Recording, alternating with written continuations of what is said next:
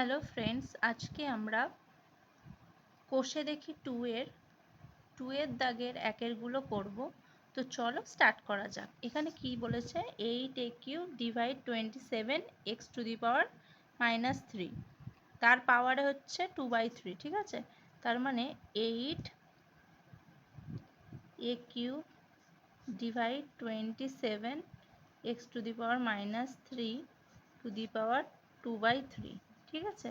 এরকমভাবে 64a³ divided 27x⁻³ ঠিক আছে।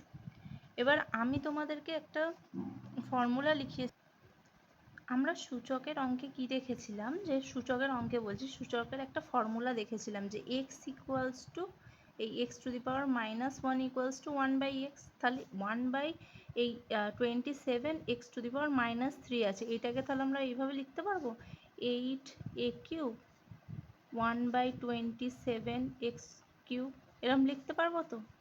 তাহলে সেটাই লিখলাম, ইন্টু 64a³ ডিভাইড 1/27x³⁵ ঠিক আছে।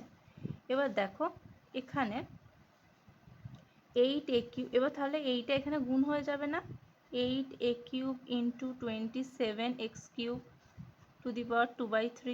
ইন্টু 64a³ ইন্টু 27x³ ঠিক আছে। এবার এখানে 3 আছে, এখানে 3 আছে, এর পুরোটার পাওয়ারে এটা চলে যাবে তো, তাহলে গুণ হয়ে গেলে কত হবে।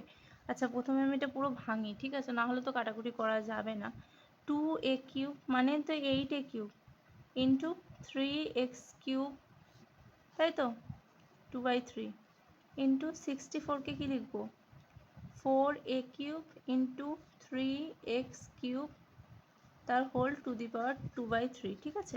এবার পাওয়ারগুলো কেটে যাবে, 2a ইন্টু 3x তার whole square into 4a into 3x to the power -2। আচ্ছা, -2টাকে এরকম লিখতে পারি তো, তাহলে 2a² মানে কত, গুণ হয়ে গেলে যদি 4a² ইন্টু 9x², ঠিক আছে, ইন্টু এইটা পুরোটা নিচে চলে যাবে তো, মাইনাস আছে যেহেতু, তার মানে 16a² ইন্টু 9x²।